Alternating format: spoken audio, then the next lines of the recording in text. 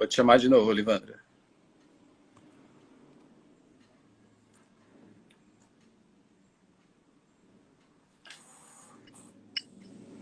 Olá, Oi, boa noite. boa noite, tudo bom? Tranquilo, Daniel. E você, tá bem? Bem também. Coisa boa. Acredito que o pessoal vai dando o retorno aí com relação a áudio e imagem, viu, pessoal? Mas acho que tá bem. Tô conseguindo lhe escutar e lhe ver, tá certo? Tá bom também, mesma coisa. Ótimo. Melhor ainda. Aí o Esperar. pessoal dá o retorno.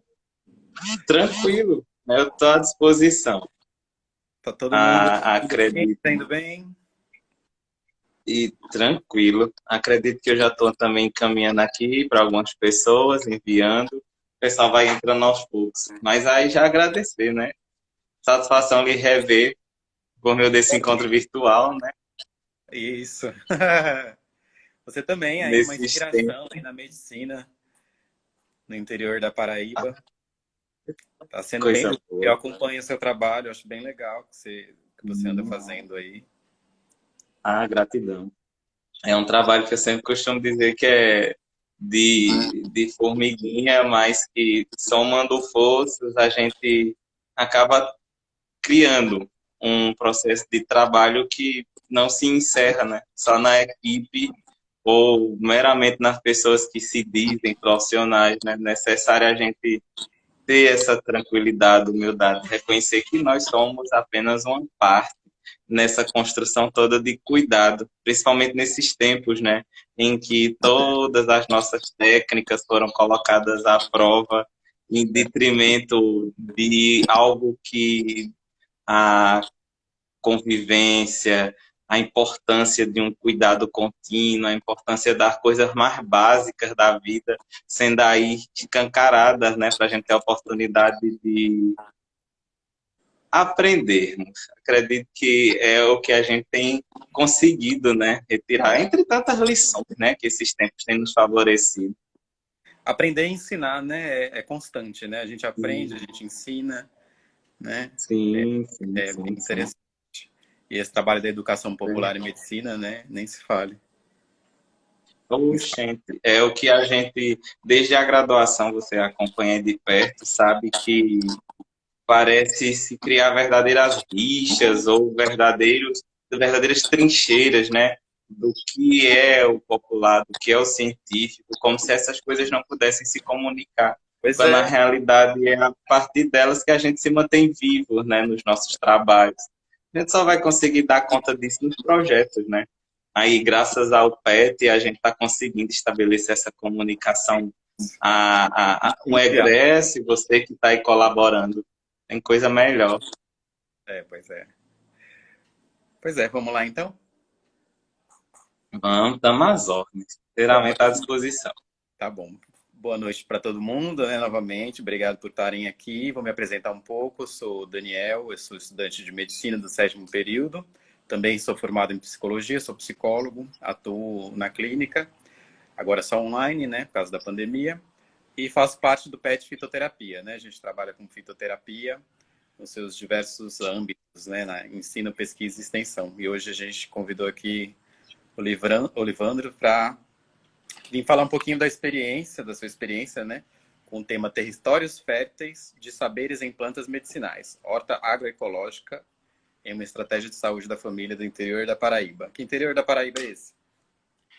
Então, Daniel, aproveitar e antes da gente se localizar, né, geograficamente, imaginariamente, estender, né, esse agradecimento a todos e todas os integrantes do PET, Fitoterapia, especialmente aí na pessoa do professor Saulo, acredito como o tutor atual e quem provocou essa comunicação entre a possibilidade de realizarmos uma live. E eu fiquei satisfeito porque a temática e o convite foi disparado a partir de um outro momento em que estive com outros professores e a importância desse trabalho que a gente tem feito nesse interior. É um interior de uma cidade chamada Triunfo. Ela é divisa com o Ceará, próximo a Cajazeiras, Souza, que eu acredito, Iraúna, que são cidades mais referentes para que a gente consiga localizar geograficamente, e dizer que mais do que o espaço puramente povoado por uma demografia tipicamente semiárida, a, as tradições, elas são vivas, viscerais, e a partir do momento em que você se insere, ou melhor, se enraiza, porque eu não trabalho aqui, eu tenho familiares aqui também, é onde a minha vida profissional, minha vida social, cultural também se articula bastante, e esse interior foi de onde eu parti, meus pais são daqui de Triunfo, minha família é daqui de Triunfo, e é importante eu localizar isso porque eu consigo dizer mais ou menos como a cidade se estrutura. Sou filho de uma professora, sou filho de um agricultor. Basicamente, a mola propulsora da maior parte dos rendimentos financeiros é justamente por meio desses dois, digamos, dessas duas formas de se virar economicamente. E acredito que a partir desse espaço que hoje eu colaboro, foi um demarcador de águas, não somente na minha vida profissional, mas desde a graduação. Falar um pouquinho do PET fitoterapia, a importância do PET na dimensão profissional que hoje eu consigo me articular entre os pares no processo de trabalho da estratégia de saúde da família. Todos sabem, eu não preciso dizer, que a equipe mínima de um estratégia de saúde da família, né, além de o profissional em medicina, o profissional em enfermagem, tem na estratégia que hoje eu colaboro uma sala de vacinas com a técnica em enfermagem, bem como um ambulatório, uma sala de acolhimento, recepcionista e o vigilante e, claro, os agentes comunitários de saúde. E é importante eu já descrever, ou digamos assim, trazer um pouco desse panorama para que vocês entendam que, do jeito PET, aqui na realidade a gente não consegue fazer nada sozinho. Na realidade, a gente não faz nada sozinho. E a partir do PET fitoterapia, na época, a tutora era a professora Cristina Juan, e foi de um grande aprendizado para todos. Porque o que é o PET? O PET é um programa de educação trabalho em saúde, um programa de educação tutorial, a depender do edital que esteja articulado no projeto, que tenta e consegue estabelecer isso nas três dimensões da universidade, né? A forma indissociável entre pesquisa, ensino e extensão. É um mantra do PET, né? Acredito que todo petiano vive os tutores falarem e vivenciam isso por quê? Foi justamente lá, nos primeiros editais que a gente conseguiu se inscrever, e um guarda-chuva de projetos começaram a serem desenvolvidos. E eu lembro bem dos dois projetos que, no primeiro, a gente só podia ficar 2 anos no PET. E necessariamente pelo correr da faculdade, a gente precisava migrar para outros projetos e mesmo dar oportunidades aos colegas e colegas. Aí o que acontece? O meu primeiro projeto no primeiro ano foi justamente os usos, saberes e olhares dos raizeiros e raizeiras em plantas medicinais em Campina Grande. Foi o que a gente fez. A gente tem um intervalo de 1 hora, né? Que eu falo muito e qualquer coisa você vai dando as arestas aí, tá bom, Daniel? Aí o que é que acontece? Lá naquele primeiro projeto, a gente via que nas arcas, como a gente chama, né? E nas feiras públicas aí de Campina Grande, o vínculo às plantas medicinais era nítido. Mas a gente tinha um território de atuação específico, que era a comunidade de Malvinas. Um bairro que eu acredito que, na época, eram 6 estratégias de saúde da família. Com certeza já deve ter aumentado pela a densidade populacional dessa área. Aí o que acontece? Vamos mapear como ou existem raízes nesses locais, porque a partir deles a gente vai conseguir compreender quais são as plantas que o pessoal dessa cidade consome e aprender com eles o valor terapêutico e não só, digamos assim, do que aquele valor terapêutico vai repercutir na saúde, mas aquele valor de trabalhar com plantas medicinais para aquelas pessoas. E a gente mapeou os lugares que, eu não vou dizer vendiam, porque tinha um raizeiro, salvo engano, era o seu Zé da Raiz, que em determinadas situações ele não vendia, ele repassava aquela planta, a depender também, claro, da condição social daquela pessoa e da necessidade, óbvio. E nessa história toda, e a partir desse projeto, a gente começou a destrinchar um projeto de extensão. O projeto de extensão foi desenvolvido por uma colega da enfermagem, e diga-se de passagem, necessariamente era psicologia, medicina, enfermagem. E o que foi que a gente fez? Começamos a elaborar uma extensão, formas de preparo digamos, na época, a gente ia nas estratégias da família e na sala de espera a gente juntava o pessoal para conversar a respeito de como a gente cultiva, como a gente armazena e como a gente prepara. Porque a primeira coisa, enquanto petiano, e hoje enquanto profissional, que eu sou bem sincero em dizer para que a gente demarque um ponto importante e crucial para se trabalhar com fitoterapia, a humildade. Reconhecer que o saber que, por vezes, nós julgamos o coerente, o ideal, ou aquele que a gente julga ser o correto, ele tudo bem, vai ter a sua serventia e tem como todos saber, mas nem por isso ele pode se tornar finalidade em si mesmo. Ela é uma alternativa. Igual como saber em plantas medicinais, e nisso ter se tornado uma prática integrativa e complementar em saúde, o próprio nome já diz, né? Não é ter uma finalidade em si, é ter a possibilidade de se mostrar um recurso e seus arsenais terapêuticos nas malhas dessas comunidades.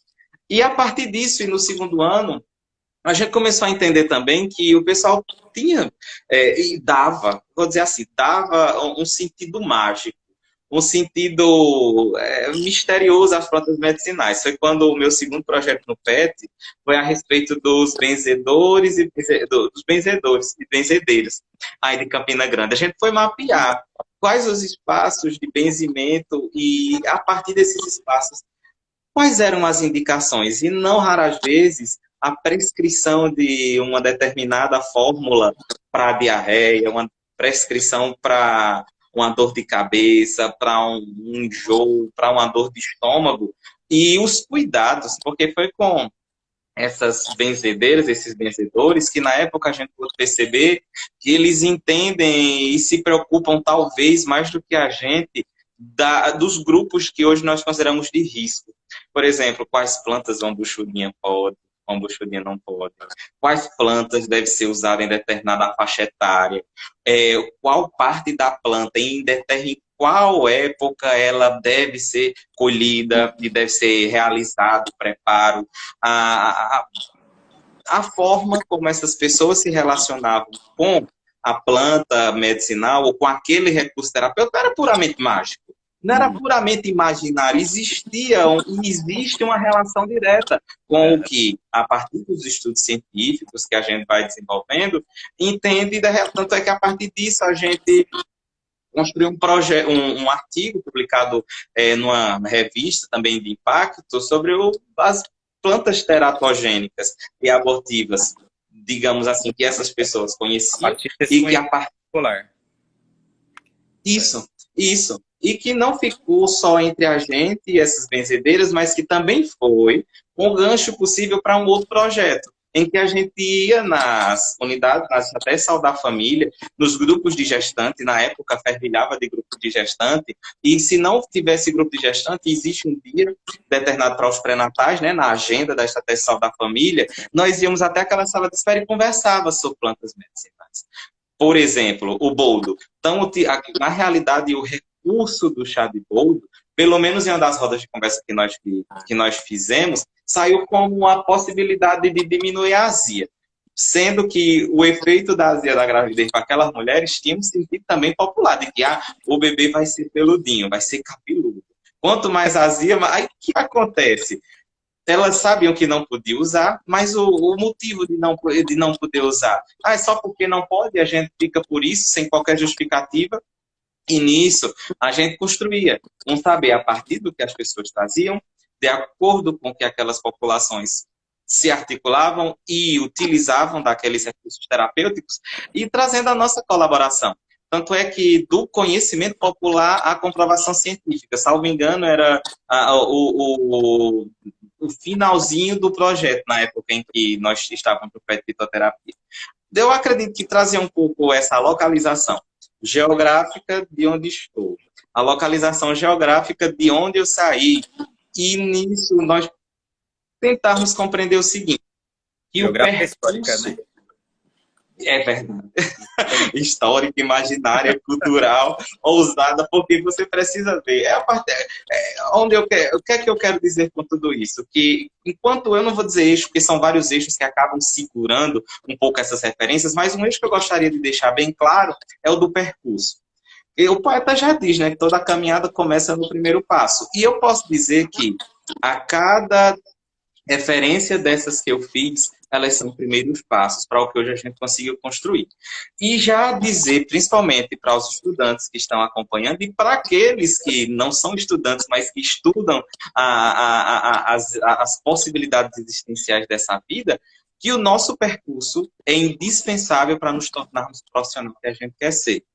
Por quê?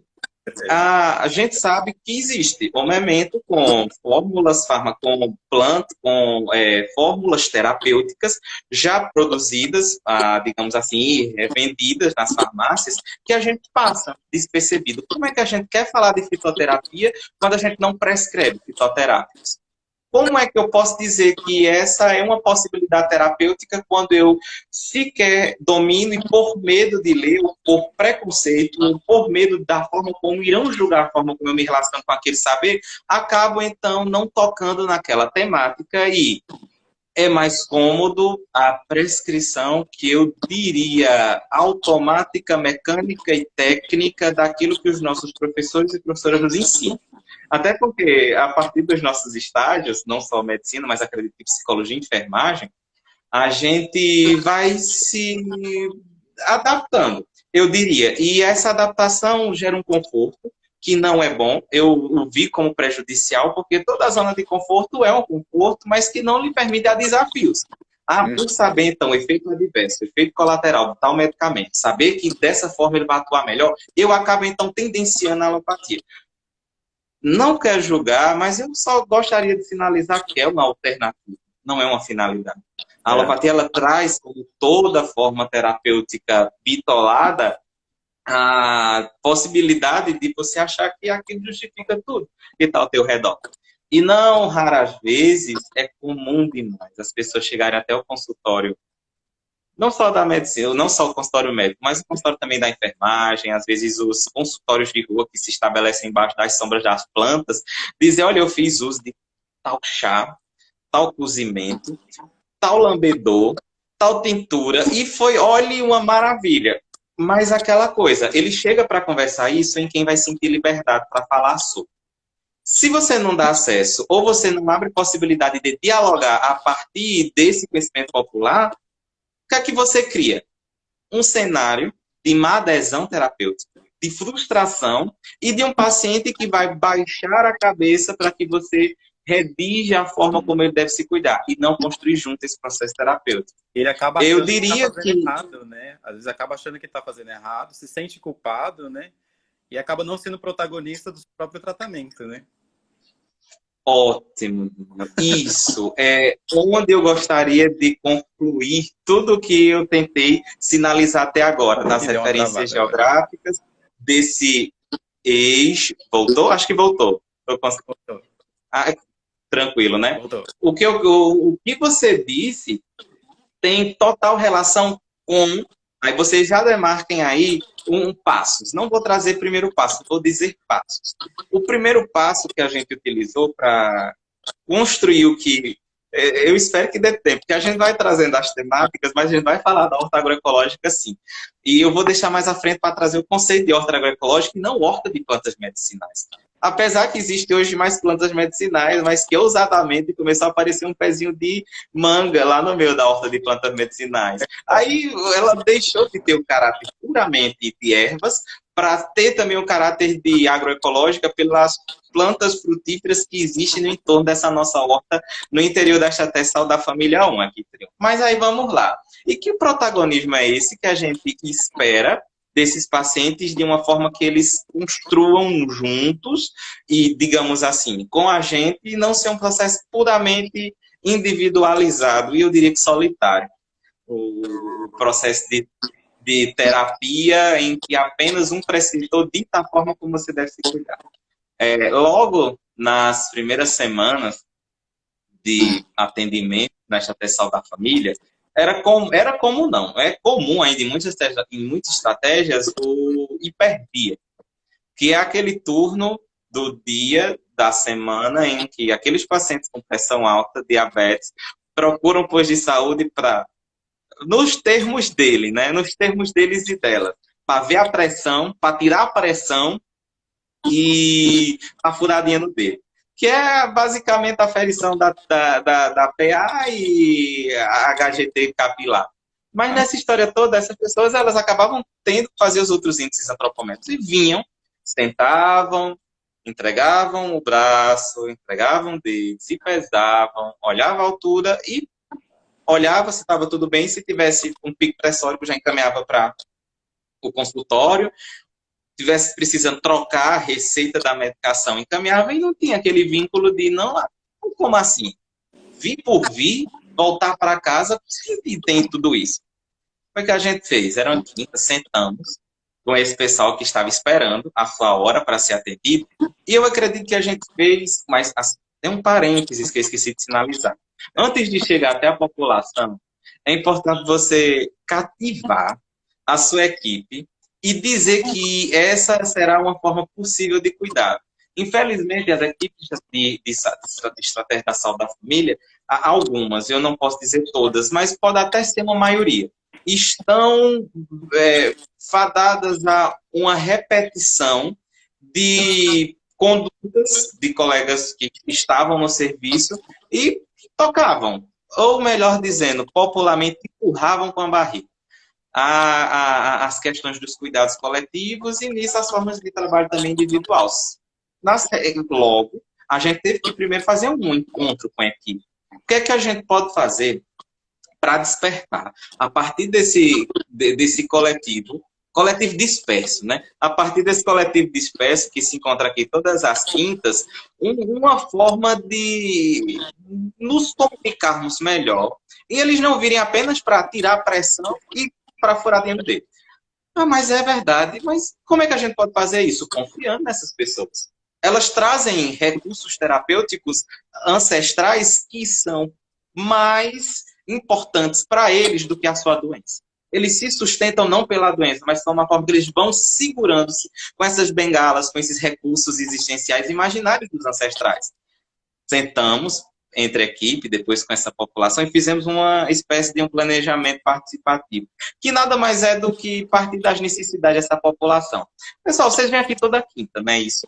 E como é que a gente pode tornar esse espaço um lugar que a gente reconheça o que é que a gente tem de bom e o que é que a gente tem de ruim?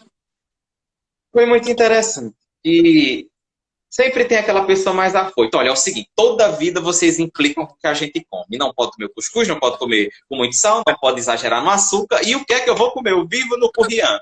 Curriame é uma espécie de ritual antes do abate de um determinado animal aqui, curriame. Essas pessoas diziam isso. Viver no curriame era como se eles estivessem vivendo no limite, sabendo que no fim das contas iam morrer. E morrer parece da pior forma, né? Isso sem alguns prazeres da vida, que é o doce que o salgado nos apresenta. A partir da alimentação. Foi muito interessante. Tudo bem, a gente pode falar de alimentação saudável, mas que alimentação saudável é essa? Que tal, então, a gente, no próximo encontro, trazer o que a gente come? Menino, quando foi na quinta seguinte, esse pessoal come muito bem. Esse pessoal, na realidade, eu me incluo, frutas, o cuscuz, o bolo de caco, em alguns cantos chamado de orelha de pau, bolinho de chuva, as tapiocas. E o que é que eu quero dizer com tudo isso? Essa pessoa come bem. Mas o que é que está acontecendo, então, que a gente continua ameaçando eles da forma que come? Mas certa vez eu encontrei numa prescrição, não quero atacar, mas construir juntos de uma determinada de um determinado profissional que prescrevia lentilha. Gente, 1 quilo de lentilha, assim, é 15 contos, R$ 21 hoje em dia. Sabe, é você trazer um recurso alimentar distante, que eu diria até impossível de ser consumido por essa pessoa. Fora da realidade, né? Fora da realidade. Mas o que é que acontece? Eu estive em Campina Grande, volto para o sertão, mas eu não deixei as raízes escolarem desse meu terreno fértil. Por isso que eu fiz questão de trazer esse terreno fértil. Porque se você sai do lugar de onde você estudou, aprendeu, e traz dali todo, eu vou dizer assim, o seu conhecimento metropolitano, vamos trazer dessa forma, ou conhecimento que você julga minimamente civilizado. Para a população, você está sendo, no mínimo, ignorante. Ignorante de si mesmo. Mas deixa isso para outras conversas. O que acontece? No fim das contas, conversarmos sobre alimentação saudável foram 2 encontros. E a partir disso, o que é que a gente poderia conversar mais? Chá. Dizem que chá de camomila é uma maravilha para acalmar. Eu tomo, mas se meu chá de camomila, se não tiver açúcar, não presta. Aí foi que a gente fez. A partir disso, tudo bem. Vamos falar então de plantas medicinais. Quais são as plantas medicinais que a gente tem? Eu só sei que a partir desse encontro em que foi... Aí, o que é que eu quero dizer com tudo isso? Tudo partiu, primeiro passo, um passo. Tudo partiu do que nós chamamos de um planejamento participativo comunitário. Não é a gente chegar jogando de cima para baixo uma determinada... eu não vou trazer uma determinada estratégia, mas uma determinada ideia, sem que você tenha um mínimo de humildade. Será que é isso mesmo que essa população precisa? Será que eles não têm urgência? Por exemplo, nesse primeiro encontro, eu ainda estava nesse primeiro encontro, o cara que eu vinha na cabeça, eita, será que vai se repetir aquele tipo de coletivo, aquele tipo de grupo de pergunta-resposta? Pergunta-resposta. Porque é comum, às vezes, quando o pessoal está diante de alguns profissionais, isso é bom para quê? Isso é bom, parecendo um jogral, sabe? Você não se permite a construção. Você fica como um ente investido em todo saber, soberanamente dominador daquela ideia ou daquele assunto. E eu até lembro da história do Frei Beto. Acho que foi Frei Beto que em uma das tantas exposições, ele fala assim, que ele tinha ido com outros colegas para uma determinada comunidade e, salvo engano, era até para casar com esse tempo que a gente está vivendo. Era um momento em que ia se discutir a forma adequada de higienizar as mãos. Aí foi muito engraçado, porque denominaram uma determinada pessoa, cita científica, para dizer aquelas mulheres como é que se deve higienizar as mãos. No fim das contas, ele questiona, né? E Frei Beto, né? Deu para entender, era isso mesmo, que vocês conseguiram entender o que o palestrante trouxe, tá? E aquele silêncio, que ninguém tinha entendido. E o que é que acontece nisso tudo? Aí ele joga, mas me diga uma coisa, vocês sabem preparar uma galinha cabidela?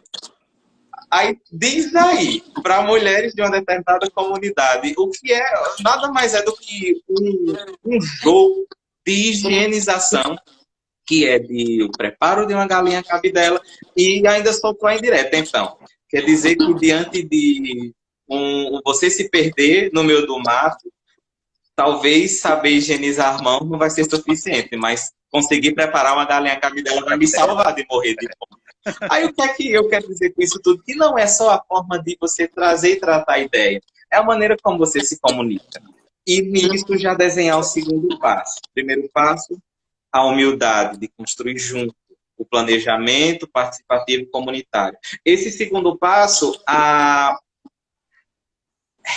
o reconhecimento da forma como você se comunica. Aí aqui eu vou trazer um gancho possível de dizer assim, que é bem freiriano isso, a importância da educação popular em saúde. Caso contrário, a gente vai fazer da fitoterapia mais um elemento, digamos assim, mais um compêndio frio, distante e reduzido a uma prescrição de receituário. Uhum. Aí o que eu quero dizer com tudo isso? De que a própria forma como a gente se comunica é de produzir e construir junto. Aí, a partir daquele encontro, o pessoal trouxe as suas plantas medicinais e uma das participantes, sim, aí o que é que acontece? No fim das contas, à medida que os encontros iam se estabelecendo, o grupo não se reconhecia mais como grupo de perdia. É porque já não tinha mais só o pessoal do enfermeiro, Ah, entendeu? legal. O pessoal estava na sala de espera e eu trago como eu vou trazer também como uma outra referência as salas de espera, pessoal. É uma outra âncora dentro desse nosso processo de trabalho. A gente desconsidera, porque só quem esperou sabe o quanto é angustiante. Você muitas vezes está entre pessoas e os assuntos serem os mesmos. Que tal a gente tornar minimamente produtivo esse espaço de espera? Eu, pelo menos, acredito muito no potencial das salas de espera. Muitas pessoas talvez só desejem o silêncio. Elas só querem viver o silêncio da espera. Outros não. Produzem e desejam produzir os conhecimentos a partir daquele espaço. E eu estou trazendo isso para que a gente possa entender a importância desse espaço dentro das estratégias saudáveis da família. Principalmente nesses tempos em que as pessoas esperam em uma determinada distância e de uma forma não só, digamos assim, amedrontada, mas parece que insegura. Aí vamos lá. A partir disso, o grupo não se identificava mais como hiperdia, mas como envelhecer com saúde. Isso é legal, Esse né? É nome não bastante envelhecer legal, com né? saúde. Isso. Esse nome envelhecer com saúde, acredito que já traduz, né, um pouquinho do que é o conhecimento em Eles plantas próprios deram medicinais. o nome, então, né? Eles mesmos. Isso, foi, partiram deles. Isso, partiram deles. Até para que você possa entender que, quando se diz envelhecer com saúde, é também importante entender o que eles compreendem por saúde. E o que eles compreendem por saúde é o alimento colhido do roçado, é a planta crescida no terraço de casa, ou comprada, ou colhida de algum vizinho. Envelhecer saúde aqui do lugar que eu falo, ele vai ter inúmeras possibilidades de interpretação, a depender de cada pessoa. Mas se a gente puder disparar, a saúde é um respeito a esses conhecimentos ancestrais. Se manter saudável ou minimamente bem, mesmo doente, é consumir uma mesinha, como a gente chama, como o pessoal de antigamente. É você saber que quem prepara o chá e leva até você aquele chá, está estabelecendo nessa comunicação um processo terapêutico. Você está criando uma rede de cuidados. Eu vou dizer que estou prestando atenção aqui na hora, viu? Não se preocupe. Essa pessoa está fortalecendo o que a gente chama de, eu gosto e dou esse nome, uma rede solidária de cuidados, que não se restringe à casa dessa pessoa. Essa rede solidária de cuidados, ela se estende às malhas do território. É comum demais, não é só aqui no Alto Sertão, não é só aqui no interior, não. Onde você chegar em Campina Grande, em João Pessoa, até porque essas cidades já conseguem viver, ou já conseguem, elas já têm uma certa mistura de pessoas que vêm, vão, daqui foram, daí partiram, que não muda muita coisa. E muda, claro, os sentidos terapêuticos que essas plantas assumem. Mas o que é que eu quero dizer com isso tudo? Que o envelhecer com saúde, mais do que ter se tornado um espaço de cuidado, foi hoje o que o PET fitoterapia ocupou na minha existência no início da graduação em medicina. É na transição entre psicologia e medicina. Porque no PET fitoterapia eu percebi que não era só a universidade o lugar que se aprendia. Na realidade, eu acho até que faz a gente desaprender um pouquinho, sabe? Eu acredito que faz a gente desaprender um pouquinho. Porque a forma institucionalizante que os nossos professores e professoras, me refiro àqueles professores e professoras que apostam nas suas técnicas rudimentares de cuidado, que eu até brinco dizendo que o mofo e a ferrugem parecem ainda não ter sido notados para essa forma terapêutica, que é bem mais antiga, mas se revigora, revive e continua florescendo esses terrenos férteis. Aí, o que foi que aconteceu?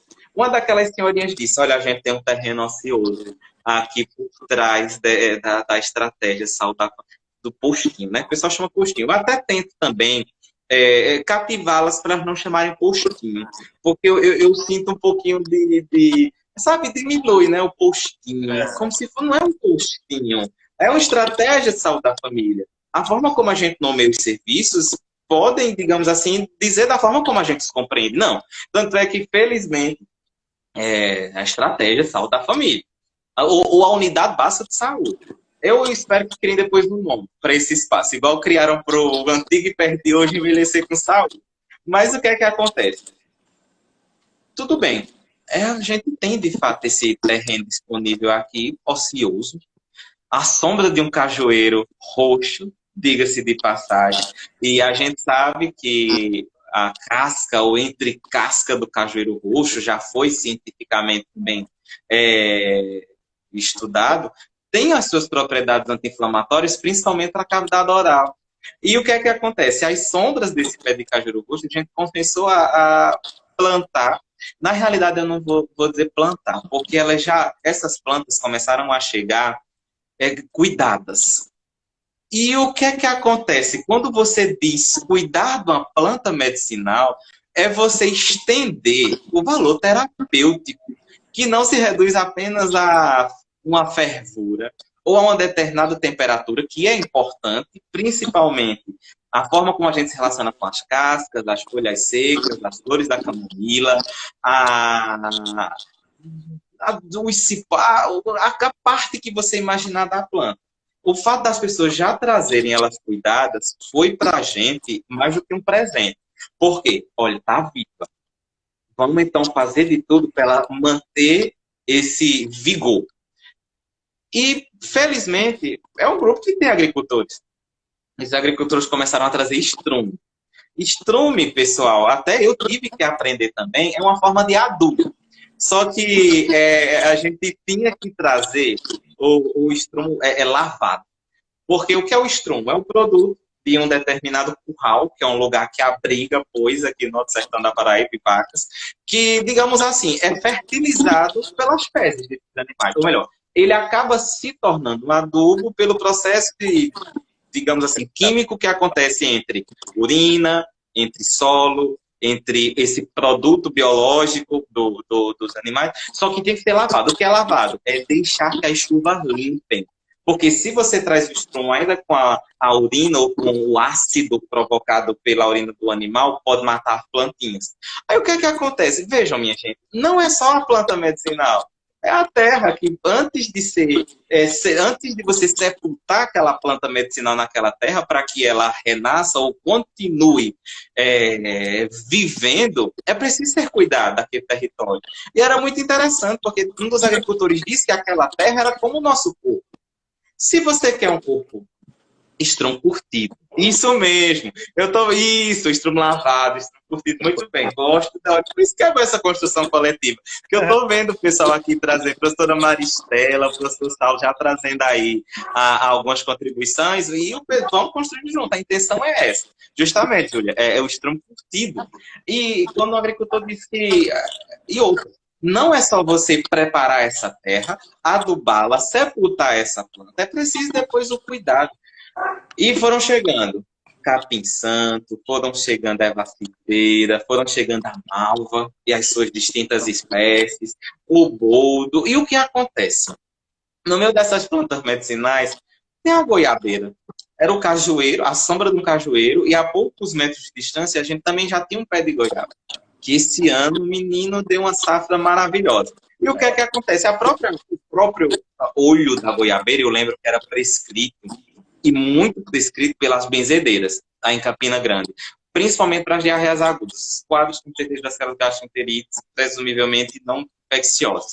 Mas que o olho da goiabeira cortava a diarreia. Aí o que é que acontece? A gente não... Por que então o nome horta agroecológico? Porque a gente não tem só plantas medicinais. A gente também tem plantas frutíferas. E o que foi que eu aprendi? Eu vou dizer a equipe. E o que foi que a gente aprendeu no meio de cuidado de plantas medicinais? De que as plantas frutíferas, elas também têm um valor medicinal. Até porque não é só curar doença ou curar o desajuste biológico. É você manter a vida. Uma fruta nada mais é do que você manter a integridade do seu corpo e a forma como você se relaciona também com essas frutas. E a goiabeira também tem a sua característica medicinal. O cajueiro também tem a sua característica medicinal. Aí começou a aparecer, como eu disse lá no início da fala, um pezinho de manga, que eu não sei como surgiu, não sei se no terreno já existia, e à medida que a gente foi adubando, cultivando, a terra foi nos presenteando com essa planta já para dizer, e de uma forma até contraditória, de que não, esse espaço aqui não pode ser só de formas, da forma como vocês estão pensando, eu também quero colaborar. Aí talvez eu já entre no terreno que eu vou trazer como uma terceira dimensão, lembrando de não esquecer que em todo esse percurso não existiu planejamento só lá naquele primeiro momento, não. Ele atravessa todos os encontros. Até porque é a partir dele que a gente não só construiu esse espaço hoje lá no Instagram, aí no Instagram vocês depois podem acompanhar. Inclusive, mais recentemente, eu postei um lambedor produzido a partir das plantas, da nossa própria horta de plantas medicinais. E as imagens dela, eu ultimamente não coloquei, mas aí já vou usar então como uma justificativa. Semana que vem eu vou postar uma foto de como está a horta hoje em dia. Mas aí nessa história toda, o que é que isso fez a equipe? A equipe e os seus profissionais, os agentes comunitários de saúde e a população entender que a forma como a gente se relaciona com saber em plantas medicinais, ele não diz respeito apenas à ciência. Ele é, antes de tudo, nascido desses territórios férteis. Apostem em sair das zonas de conforto. Acreditem que o setting terapêutico, ele é até bom, em alguns momentos suficiente, mas nunca será necessário. É nos territórios em que eu pude entender que o que eu aprendi lá, ou aí no PET fitoterapia, foi indispensável. Não é só o benzedor, não é só o raizeiro, as nossas donas de casa, as nossas avós, os nossos avós, os agricultores sabem das plantas medicinais. E elas estão como recurso terapêutico há tempos. E se você desconsidera ou trata como saber menor, e eu diria que preconceituosamente desconsidera, você está pronto para os cuidadores. E quando eu trago a palavra, e trazer a palavra cuidador, eu já, 15 minutinhos, eu já quero então ir pensando os desdobramentos dessa obra. Por quê? Nós não temos apenas o envelhecer com saúde. Envelhecer com saúde é só um dos espaços coletivos da nossa estratégia. Outro espaço que a gente criou a partir das plantas da horta e dos saberes em plantas medicinais foi dos benzedores e benzedoras. Foi interessante, porque assim, como é que a gente pode trazer esse pessoal que tanto conhece e vai nos ajudar a construir esse espaço terapêutico? Inclusive, um dos benzedores é quem costuma realimentar e retroalimentar sempre a nossa horta com adubo e trouxe, olha que interessante, coroas de frade. Coroas de frade, se vocês forem pesquisar, são cactos, é um cactáceo bem típico aqui do Alto Sertão, que no saber popular, além de espantar o mal olhado, espantar a inveja, o sentimento negativo diante daquele espaço, ele rodeou a nossa horta de plantas medicinais, mas funciona também como aviso. Cuidado, a partir daqui é um território sagrado. Os meus espinhos, e a gente tem que lembrar que os espinhos nada mais são do que folhas diferenciadas. O espinho nada mais é do que uma folha diferenciada. E a coroa de frade, ela tem no seu corpo uns gomozinhos que embelezam. Ou seja, nós não precisamos demarcar com garrafas PETs, como o pessoal costuma fazer, ou outras coisas que agridem a natureza, mas nós utilizamos o próprio cacto, que é algo típico da nossa região, para cercar esse espaço. Ou melhor, sinalizar, aqui tem um saber. E as minhas folhas diferenciadas não vão te ferir. Elas apenas servem como uma forma de você entender que eu posso te agulhar a sensibilidade. São quase e nessa história toda, guardiões da horta, esses cactos. Como é? Você, no caso, quase como guardiões dessa horta, né? Olhe, gostei. Guardiões da horta. Vou aderir. Eu acredito que quando esse benzedor trouxe, a intenção era a inveja, mas ela acabou produzindo um sentido para todos nós bem diferenciado. E, claro, tem também o seu sentido mágico. Foi o que aconteceu. Vamos convidar esse pessoal para nos ajudar a compreender o valor terapêutico dessas plantas. E a gente mandou o convite para a casa desses... Pessoal, eu estou tentando reduzir o máximo, porque são tantas histórias que, se eu fosse contar, a gente teria várias lives só a respeito da fitoterapia e seu atravessamento enquanto prática popular. Porque, assim, eu nem sei se eu estou conseguindo suprir as expectativas, porque eu estou tentando trazer uma versão da fitoterapia da sua forma mais saborosa, da sua forma mais popular e talvez a maneira como a gente pode chegar sem reproduzir a maneira tipicamente acadêmica de divulgar e produzir conhecimento. Eu estou tentando provocar vocês, e todos os que estão aí também nos acompanhando, a perceberem que o território é potente, produtor de redes solidárias de cuidado e que sobrevive com, sem e além dos profissionais. Na Idade Antiga, os ancestrais curandeiros sobreviveram e nos permitiram chegar onde chegamos pela audácia. Não foram poucos os obstáculos. Lá na Idade Média, se nós formos nomear os obstáculos em suas distintas épocas, a gente consegue dar nome aos bois. E hoje, a gente precisa ter cuidado para que os estatutos científicos não assumam o verdadeiro cavalo de Troia. E ao invés de chegar junto para produzir conhecimento, talvez boicote.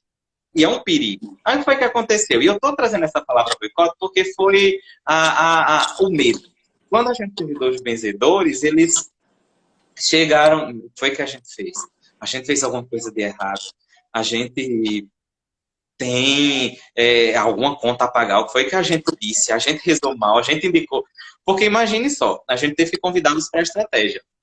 E nesse convite vieram muitos, 12. Lá no Facebook, no Instagram, lá no início, vocês podem acompanhar as imagens deles. A gente convidou e foi muito interessante, porque era medo.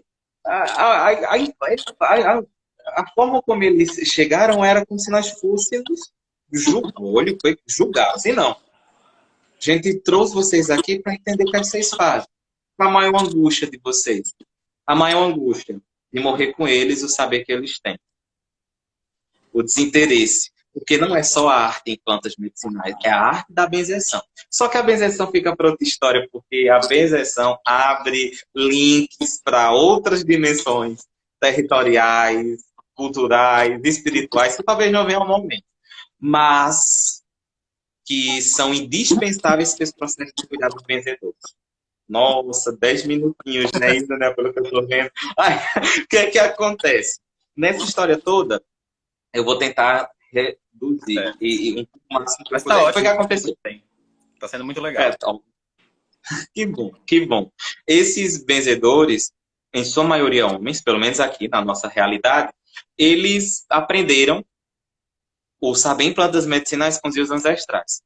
Indígenas, um outro que conviveu uma parte do tempo no Sudeste em terreiros de candomblé, em banda, a gente não... A primeira coisa que o saber em plantas medicinais também, ótimo, não posso deixar de salientar que a gente só conhece plantas medicinais e uma diversidade de plantas medicinais no Brasil graças às nossas distintas colaborações africanas, os nossos ancestrais africanos. Temos os nossos ancestrais indígenas aqui do Brasil, mas os nossos ancestrais africanos, asiáticos, europeus também trouxeram essa parcela de contribuição. E convido-os, ao invés de demonizar as religiões de matriz afro, conectem-se.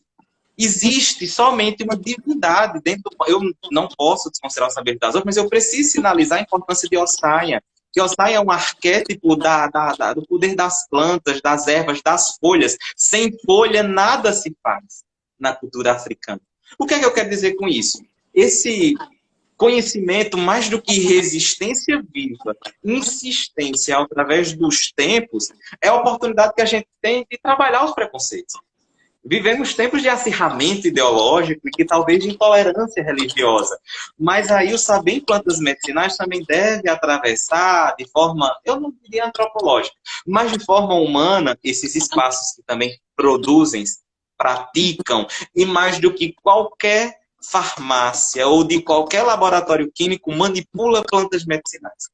Tudo, o banho e a importância da erva, a comida e a importância da erva. Ou seja, é onde eu consigo dizer hoje, e traria para vocês, a ritualização da planta medicinal.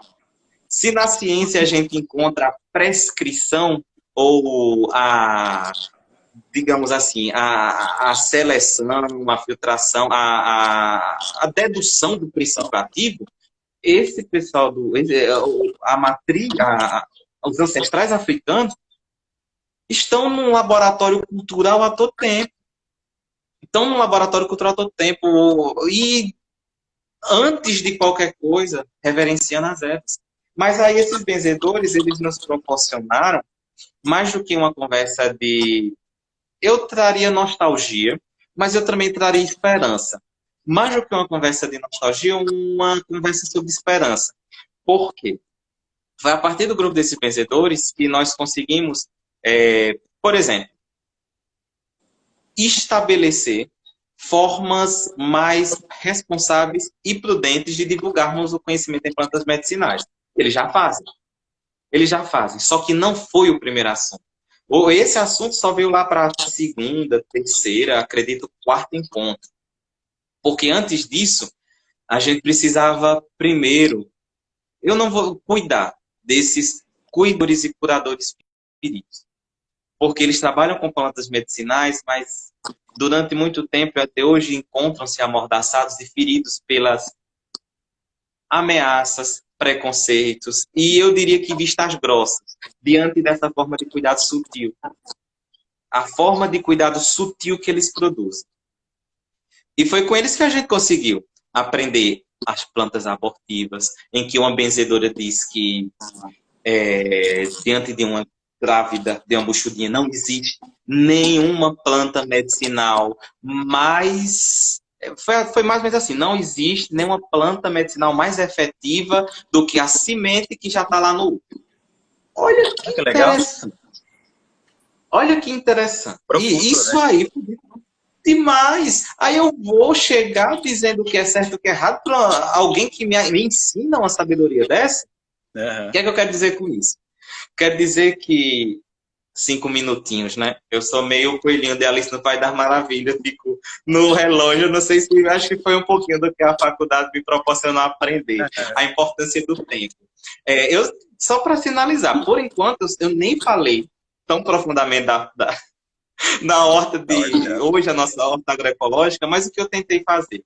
Tentei trazer a importância do planejamento, que eu digo participativo comunitário, a importância do percurso, a importância da educação popular em saúde, a importância de reconhecer os nossos territórios como vivos, o envelhecer com saúde antes e perdia, para reconhecer o potencial que frequenta os nossos espaços de cuidado, os benzedores, mas ainda falta aí o grupo de gestantes, ainda falta aí o grupo com adolescentes, falta aqui a gente também, porque sim.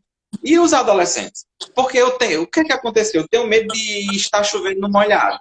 De falar de plantas medicinais para quem já sabe, compreende, entende plantas medicinais. E a galera que permanecerá, ou que vive, ou que está aí desabrochando para a vida, como é que eles vão entender? Todos os jovens que a gente... Porque assim, eu também tenho um trabalhinho muito próximo aos adolescentes, que inclusive não se reduz apenas a os conflitos da adolescência, mas como esses adolescentes também podem se tornar potenciais eminentes de produção de cuidado a partir de plantas medicinais. E aí eu traria Klenar, né, ideias para adiar o fim do mundo. A gente precisa se agarrar nessa, digamos assim, nessa forma intergeracional de cuidados. Aí eu acredito, Daniel, que a gente, eu não sei se tem alguma pergunta, se você queria dizer alguma coisa, porque eu acredito, quanto tempo a gente tem aí? Aqui não está aparecendo, mas eu acho que a gente tem uns 4, 5 minutos. 4, 5 minutinhos. Pelas minhas contas aqui, deve ser isso mesmo. Eu acredito. O que acontece? Aqui vai uns 3 minutinhos ainda. Como eu disse, faltou muita coisa, mas aí eu não estou preocupado com o que faltou, não, porque eu acredito que a gente pode ter outras oportunidades.